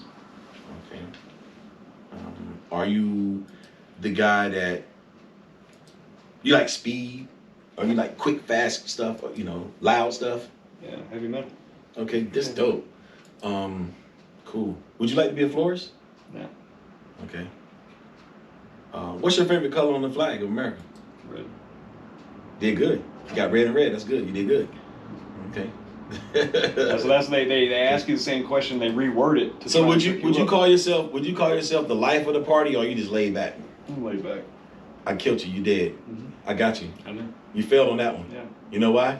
Because you like it loud. You like music. Exactly. But now you're not liking it. So you have to answer like it took me a while to get him. Yep. But I got it, and that's what they do. They ask you all these questions, so many crazy questions. They worded differently. But it's the same question. So the first question I asked him was whether or not he was loud and rowdy. Do he like what kind of music? He said I like metallic music. Blah, blah, blah. I'm loud. I like it loud. Blah, blah. Mm-hmm. Then I came back later after a succession of questions, and I asked, "Are you the life? Would you say you the life of the party, or are you laid back?" Mm-hmm. The answer would have been, I'm the life of the party, because a few questions before that, I like metallic music. I'm out up. So those things would have been together. I'm the life of the party when I'm on stage, but when I'm on stage, I'm chill. So, but they don't answer that. But they don't get into the subtleties. The subtleties that they don't. And every job now, half the jobs out there, they asking they using the same profile where it has the 5 answers. Do you very much disagree, or do you very agree? Do you agree, disagree, or neutral, right? Yeah. And they'll ask you the same question to try and do a psychological profile on you to see if you're ready for this job. Or they're like, oh, do you handle conflict very well? And it's like, yeah, very, very much agree. And it's like, how do you speak to somebody when certain type of problems? Do you use this way or that way? Like disagree with it, and they fucking trick you up. So it's like to go work at Walmart, you got to take. But even with that though, people like myself that score off that because you know how to score off of it, that still doesn't depict the person that I'm gonna be, because I could fool you by taking a test and coming in and be a damn maniac. I'm not a maniac, but there are people that actually sit around to figure out how to undermine systems all day, every day. They research Google, they research Yahoo, they got an AI, they use not using AI technology, asking questions, putting together all the information, they say, you know what, if I do this is how it's gonna work. So it's people that manipulate that stuff. But yeah, I want to get back to what we were talking about, and we're about to close out what we were talking about in solitary confinement when I was working there. And we talked a lot about the fishing part, man. People don't know about fishing. Yeah, fishing. Fishing is like fishing, throwing the line, pulling the line back. So I was a seg janitor. I do the showers, sweep the floors, mop, pick up the trash, dump out all the trash cans on the outside, help the officers on the outside do whatever, get clothes, do whatever, like, helping the brothers, whatever. Yeah. Cosmetics, sometimes you walk around, you might be with the canteen guy, help him out if you're there. But I would look down, I would hear something. Like, what the hell is that? I look by my feet, and I see something that zoom by my feet. Yep. You know what I'm saying? We go fishing, and like if you're in modified or you're close custody and the camp goes on lockdown, someone gets jumped on, police get jumped on, the whole camp goes on lockdown. One person fucks up, they punish everybody, right? They punish 700 people for one person's fuck up because they want us to fuck that person up. Yeah, they want us to be mad that we couldn't talk to our family. Now the technical word would be not fuck that person up because the word they would want us to have some type of corporal or therapeutic, a disciplinary. They want the disciplinary to be therapeutic, which means among us. Yeah. But that type of disciplinary in prison ain't good. No, it's not. It ain't fucked up. Yeah, it gets people fucked up. But yeah, you be on lockdown. It's like this is me. Most of the time, you're fishing for dope, right? Yeah. It's like I need. So I'm on the top tier. The blocks are shaped like coffins, right? You come all the way in the back. Yeah. The Lucky 13 design. They shaped like a coffin. It's shaped like a tomb, right? Mm-hmm. So you back and I'm down. Hey, hold on 1 second. Yeah. That's something that they should go research. The way that they design these places, they are shaped like tombs and coffins. Yeah, that's a fact. That's crazy. It looks like a coffin. So like, I'm down. I'm on the top tier. I'm down about number cell 30. It starts. Odd numbers on the bottom, even on top. 48, 48, 1, 2, 3, so it's 4, 48 5, cells, 6, 7, 8, not all the way around like the size of a car. So like I'm all the way down here. My boy's about 8 cells down, right? I'm buying some dope from him, right? So I'm getting some fucking K2, and we're on lockdown. So he gives it to the person. Stay away from the K2. It makes you crazy. Terrible shit. But so he sends it to the person next to him. So now I'm 7 cells down, right? And this other dude is another one of my boys, and I'm like, yo, send the fucking line down. So what you do is you take an envelope, put 7 pieces of paper in. If you put 8, it won't. You gotta flick it so it catches the wind when you shoot it out from under your door, and it goes farther, right? Hey, look, like there's an art to this shit, bro. Look, y'all need to pay attention, man. Like the brothers is scientists. Yeah. They got this shit down pat. It takes 7 pieces. 7 pieces of paper. 8 is gonna defy it's not gonna defy the gravity. Yeah, 7 defies the gravity. It's just enough for the wind to lift, like how airplanes work, right? It's that the wind just gets to lift. It shoots the envelope. I'm trying to figure out who. Now this is amazing. This is a lifetime journey. Yeah. We need to find out who the person was that figured out the 7 pieces of paper. And it's not just regular paper. It's not the stuff they sell on canteen. This is state paper. This is stuff they give out to you, the free shit, right? The paper that they make in the paper factory, they only pay us $15 a week. $15 a week. Yeah. That's the pie jobs. Some jobs only pay 40 cents a day, 70 cents a day, $1 a day. And even the jobs that pay 70 cents a day, like Roll Squad, they got to kick out 30 cents of that day for a peanut butter jelly sandwich. Yeah, for a pack out. For unmeltable cheese and the worst bologna you've ever seen. Yeah, that cheese right there, you can stick it in the middle of the road and it's 100 degrees out there. We put it in the microwave. It does not melt. It won't melt. It does not melt, bro. It is not cheese. It is fucking plastic. Yeah, we don't know what it is. It's like, so yeah, you be fucking. It ain't even plastic. It won't melt. Yes, I don't even know what the hell it is. It's what they feed us. Yeah, but so you take the threads out of your bed. You get the blue blanket. So that makes the best string. Some people use floss, but floss breaks pretty easy compared to the string. So I take the string out. I take about 6 lengths to get about 30 feet, right? So sometimes more. I'd have it wheeled up like a little, like a pencil sharpener type of thing on my wall, like around the thing, so I could just spin this pencil so I can pull it back in. He said he got all that time on lockup. Destruction of state property. Oh yeah, that's another one. That's another charge. Been there, done that, bro. Been there, done that. Destruction of state property. You done messed up and unwrapped. And guess what? Sometimes you ripped your blanket. Yeah. Sometimes you get the blanket from the clothes house already ripped, up. And they're like, destruction. You destroyed the shit. Yeah, the purge team comes in like, oh, why is your blanket all fucked up? We're taking it, and then you don't get a blanket for 3-4 days trying to get in the clothes house because it's the weekend. Or you get out the hole. What is the perk team? He said the perk team. That's the prison emergency response team. These motherfuckers come in fatigues, shotguns, tear gas, grenade launchers. Yeah. Like I mean, they got the shock. What's the name? They got the shock. The shock shields. And everything. I mean, they come in deep, bro. Yeah, they come in deep and like they to shake it, and they wait till the middle of the night. and then all of a 3 in sudden the they're morning. all holding their keys outside the thing so no one can see them. They got the lights turned out. Meanwhile, there's 90 officers in this hallway, and then that door don't even, when the hiss of the automatic door popping, they disable it and open it analog. They pop the fucking air thing, shut off the air, and open it so they could just, and no one hears it, and then all of a sudden, boom, that door slams and the light comes on and they run in, doop, doop, doop, doop, and get to that door as quick as possible. All the cells pop open. Yeah, everything, boom, boom, boom. Everybody, yeah. get up off your bed. Don't fucking touch nothing. Don't put your pants on. Come on, and they come in 3 deep in your cell. All right, strip, squat, cough, blah blah blah. But and they tear your shit up.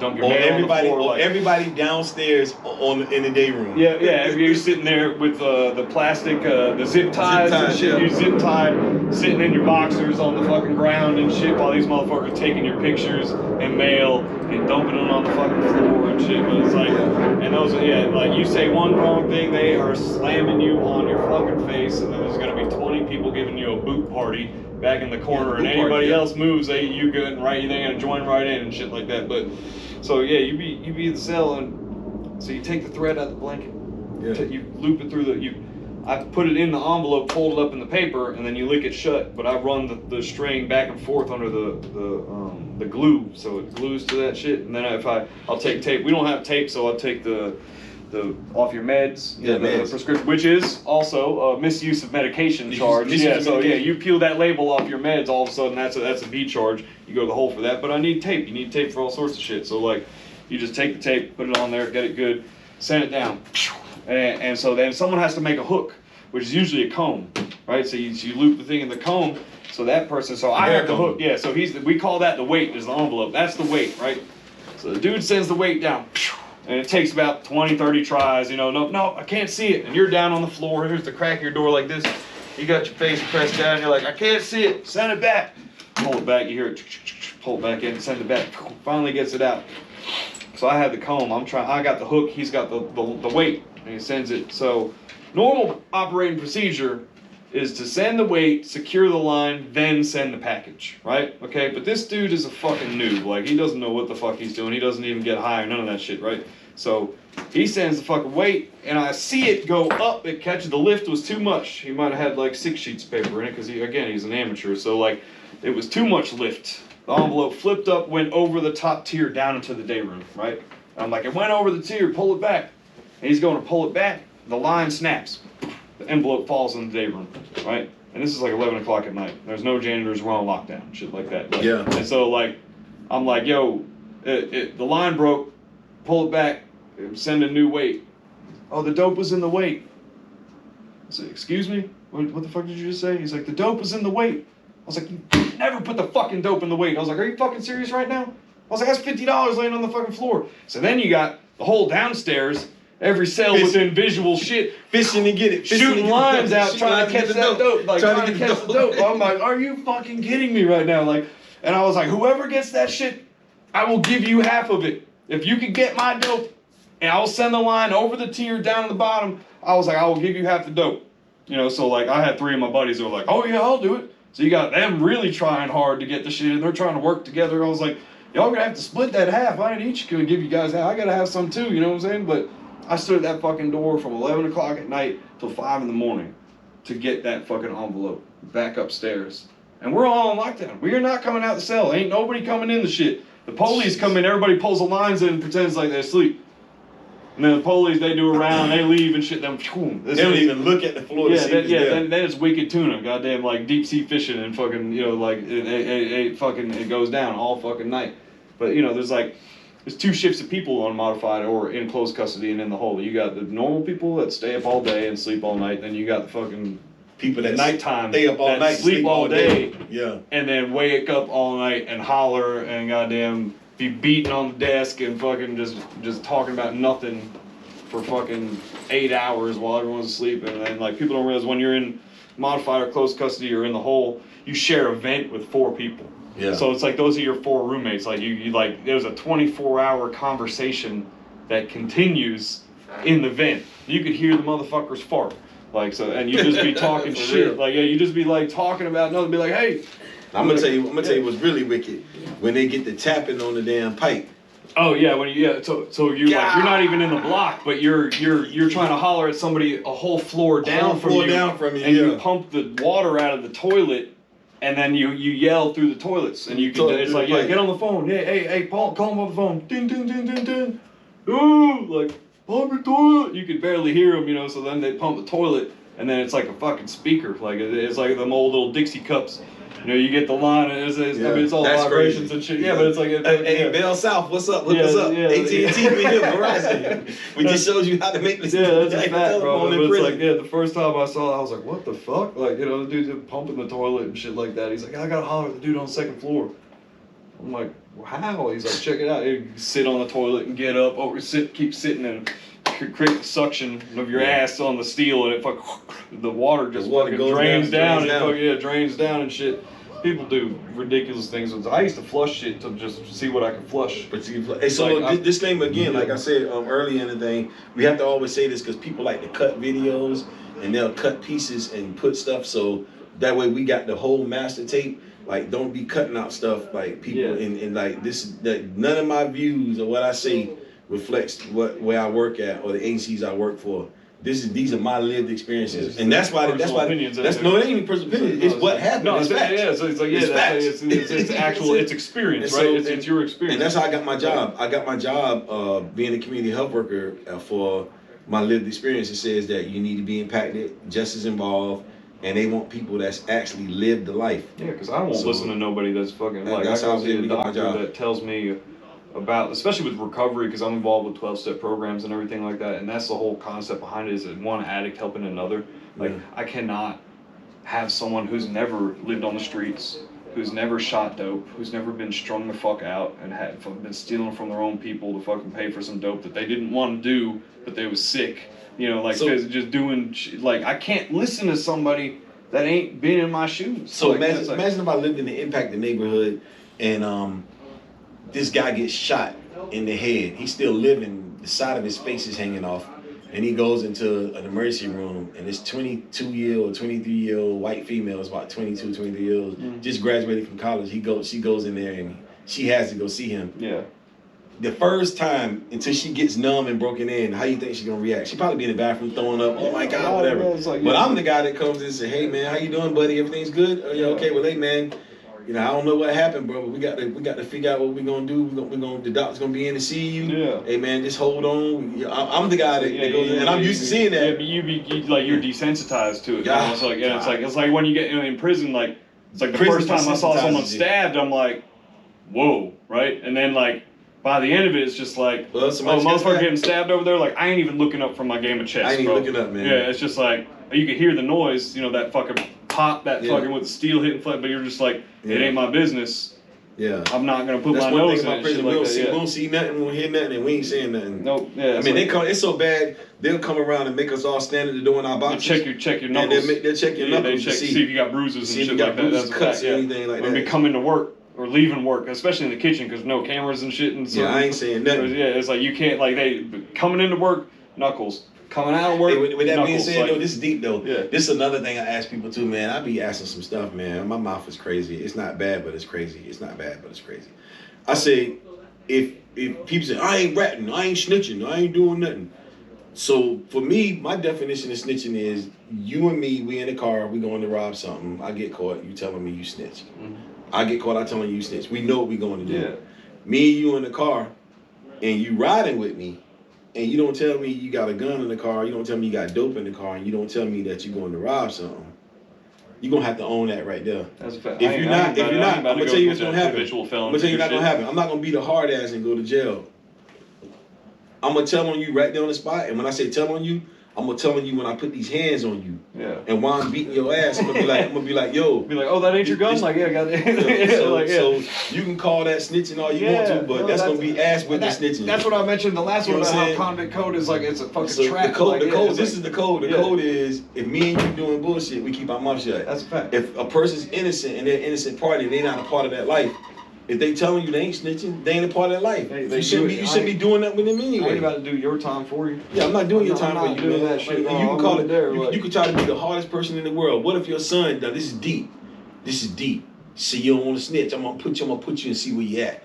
What if your son's over this guy's house hanging out, and the guy house he hanging out with been beefing with the neighbor, and your son over there playing video games, and your son kind of look like the guy neighbor. They really, because you know we all look the same, and he go over there and kill the damn neighbor.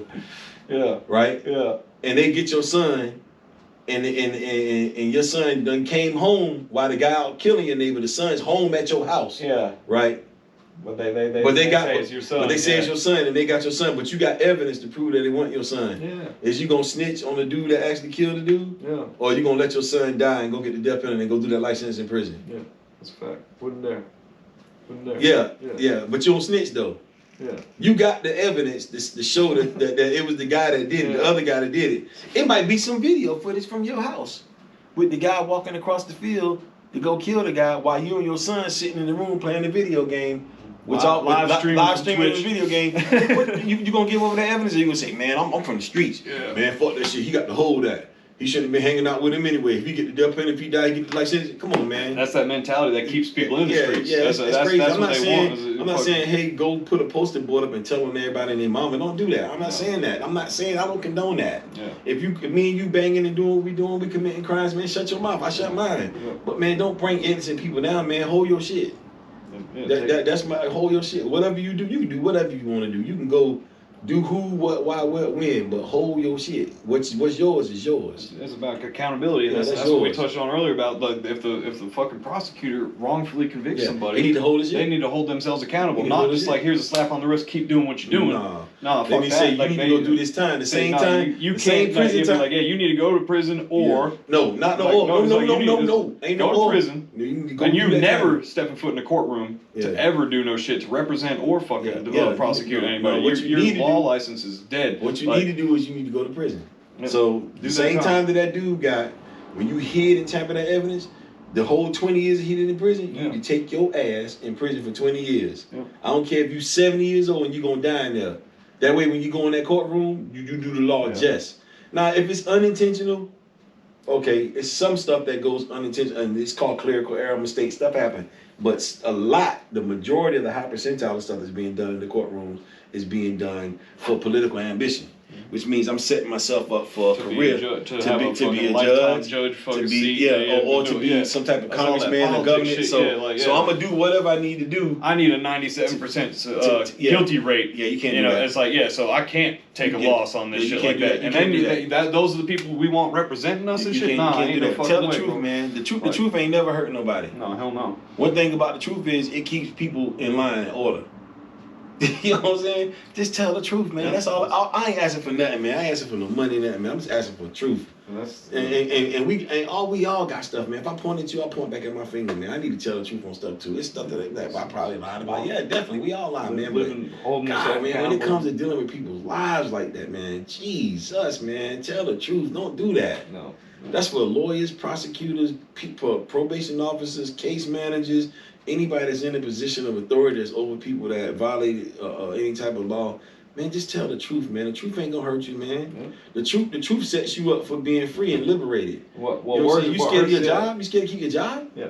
What hurts even more is like when like motherfuckers get caught and then they want to just lie till they've been caught red-handed, but they want to just keep lying. You know what's messed up? What about people that died on death row that got executed wrongfully? How you gonna come back and say, well, we sorry this happened, and give their family a house or give their family some educations to like some top colleges?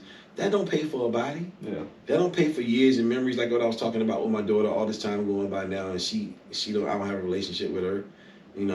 I'm not a bad father. I'm a great father if I ever got a chance to be a father. You know what I'm saying? But yeah, man, just tell the truth, man. And advocate for people, the homeless, advocate for individuals that are justice involved like myself, for people that are, man, I think that justice involved individuals, impacted people should be at the table on all decisions. Like say they got certain things where you can't be in government because you got a felony or whatever. I don't agree with that because what I agree with is that impacted people have a perspective that we don't have. Like I live in middle class culture now. I live in a gated community, middle class culture now. And before that, I lived in the projects. I lived in low income housing. And who am I, since I came from low income housing, who am I to sit at a table or board to say what the brothers and sisters need? I'm not impacted anymore. I live in a gated community. Yeah. Now, what we need is Bone Quisha, and we need Pookie at the table. Pookie and Bone Quisha, Pookie and Bone Quisha live it every day. Yeah. Now, I lived during the crack pen epidemic, during the heroin epidemic, whatever. But this is an opioid epidemic. I didn't live.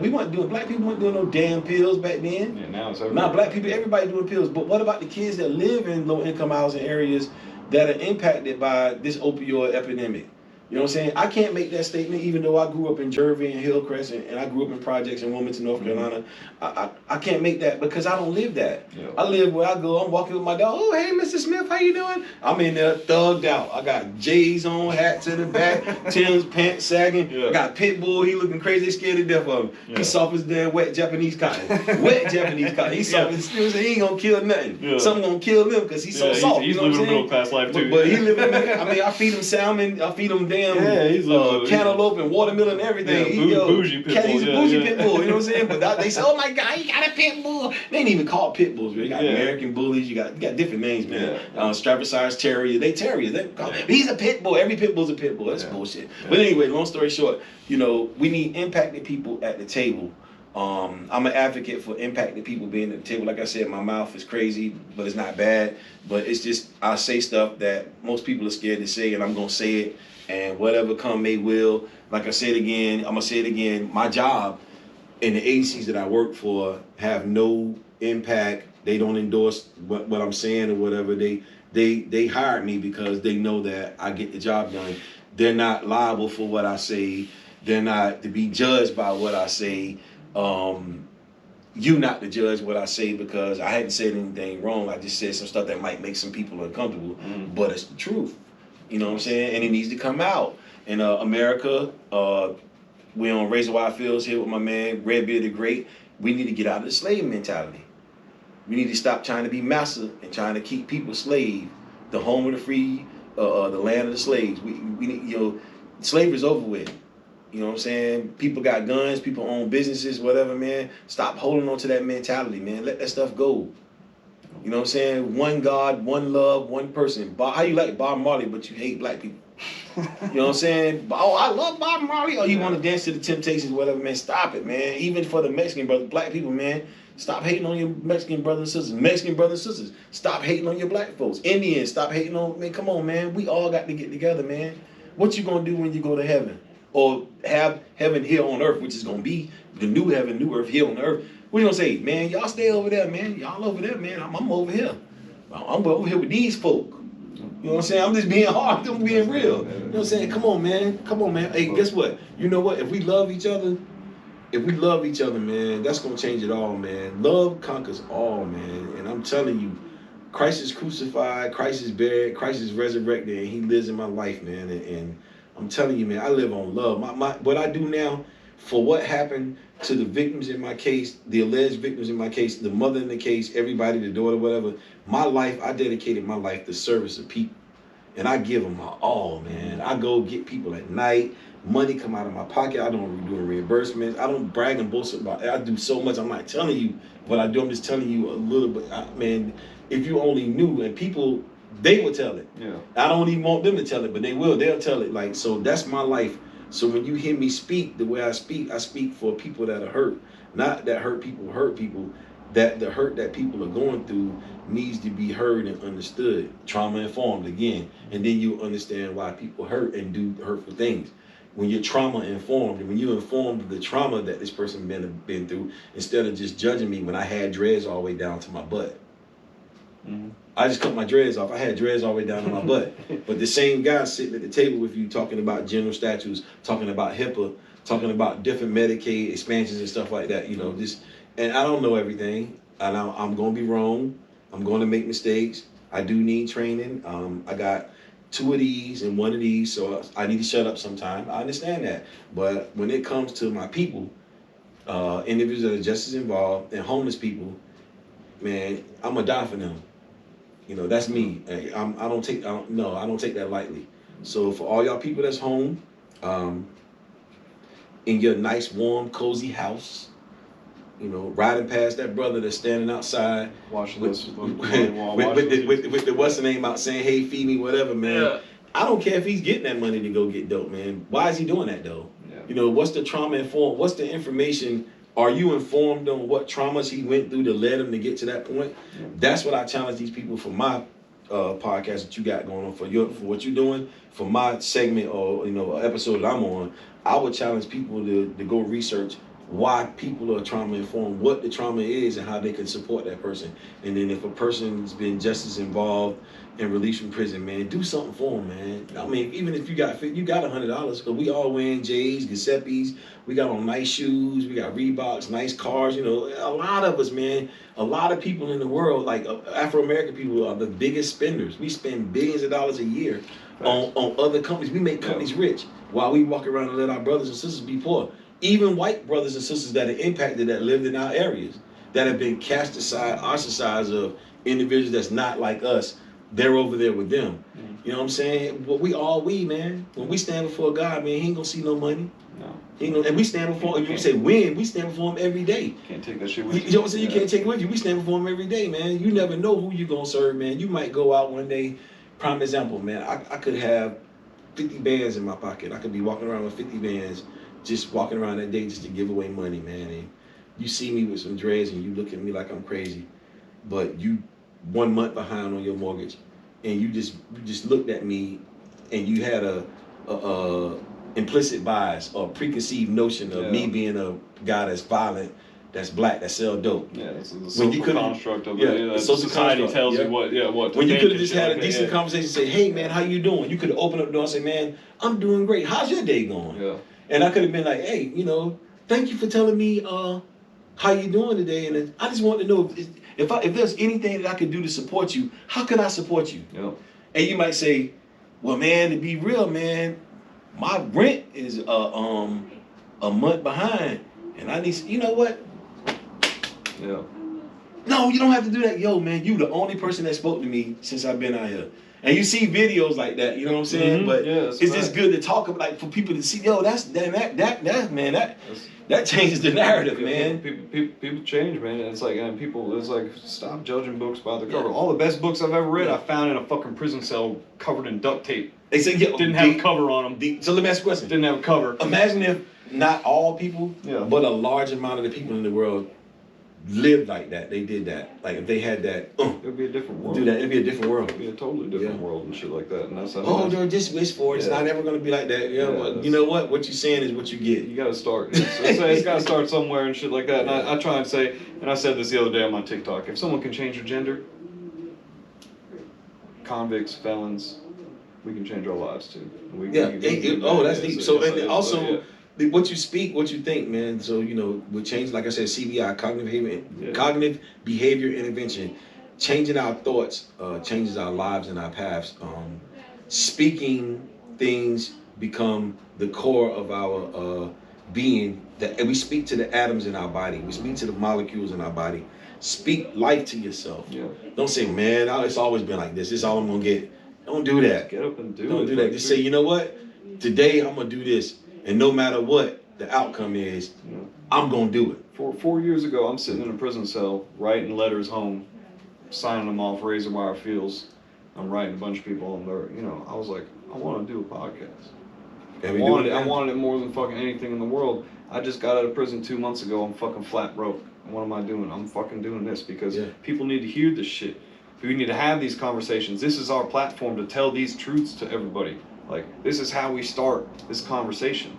And not once have we asked for funding. Man, we doing this out the mud, but you know, it's always good to have. I would like to have a Razor Wire Fields family where it was some type of funding, man, where we can send money. I want it to be a community, to do Christmas packages for brothers locked up. To buy books. We talking about buying books for the brothers in prison, man. Like that. Being able to build a Educate fund for that. So, education's not school. Literacy.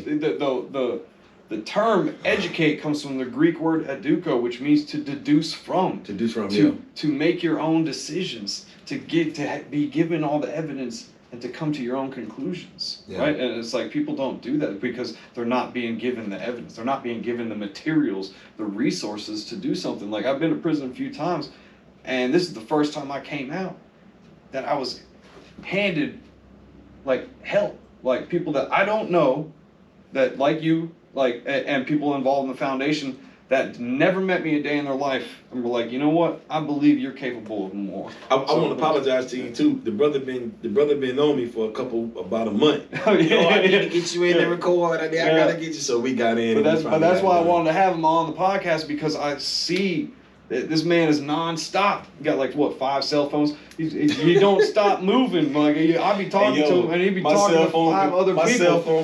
My phone It's been blowing up the whole time. It's like the whole time. Like, and it's like, and as soon as we're done here, we're gonna pack up this tripod and we're gonna hit the fucking road, because I got people. There's literally people in the parking lot right now waiting for him to come. But we had to finish this because, like, this is just as. I gotta take my man to a job interview. He out there waiting on me right now. He's pacing back and forth. This is community outreach. This is how we're gonna reach more than just right here. We can reach everybody because we have the power of the internet. Hey, so D, if there's people that's interested in research what a community health worker is, and if you're interested, I have some resources that I can tie you into from some grant funding, where you can take the actual community health worker course online for free. Yeah. I'm gonna say it again. So I'm involved. I got to find out whether or not we can do it for people out of different states, but I know in North Carolina we definitely got to contact us. Contact me. He messaged me here. RazorWireFields, razorwirefields@gmail.com. Lay out all your social. Give them the links and everything. All my social is KYSHEEM REMIX. KYSHEEM REMIX, and that's on Facebook, YouTube, Instagram, TikTok, Snapchat, Mixcloud. I'm actually a DJ. Not once did I really talk too much about producing and making music, but they say I'm right. They say he's your wedding DJ. Favorite DJ. He goes live on Wednesday nights on TikTok. It's dope. Yeah, it's cool, man. 8 o'clock TikTok. So I do that, and then I take the money from that when I'm able to get money from that, and I like to invest back into the homeless. My main passion is the homeless. That's number one, and then my brothers and sisters, like I said, that just as involved reentry, the homeless, man. So I got something major that I want to do. And I love to be staying on the platform to where we, like I said, I want to form the Razor Wire Fields community to where we all can put together our resources, whether financial, wraparound services, social services, mental health, medical. If there's people that's watching this podcast, let's start something in all of our communities to give back to people who have been ostracized and kicked out of our communities and being released right back into our communities. I don't want to release a wild animal back into my community.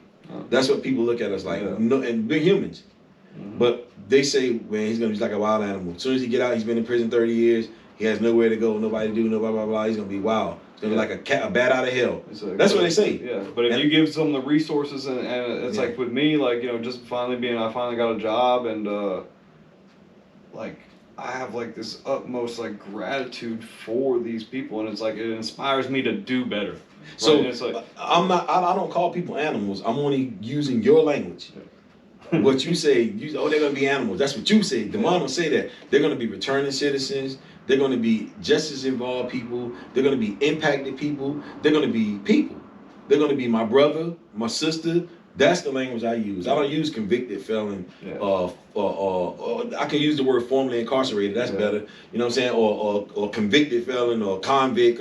I use it to throw it right back in their face. Yeah, we'll use all that. I say like, fuck you. Like, you tell me I can't do something, I'm gonna do it. Yeah, I don't use that. It's like so like I see it as a challenge, and I rise to it. Yeah. Because I don't react to catastrophe. I rise to challenges. Okay, so and so when we're closing, I like the last part of your closing part. What you say when you're out of here, you said, "I'm Redbeard the Great." Blah blah blah. Yeah. This is Razor Wire Fields. So sign off. Yeah. So thanks for stopping by. This has been another episode of Razor Wire Fields. I'm your host, Redbeard the Great. Ever reminding you to stay loving. Peace out, y'all. Peace out. Appreciate you. All right, appreciate you. Yeah, I'd love.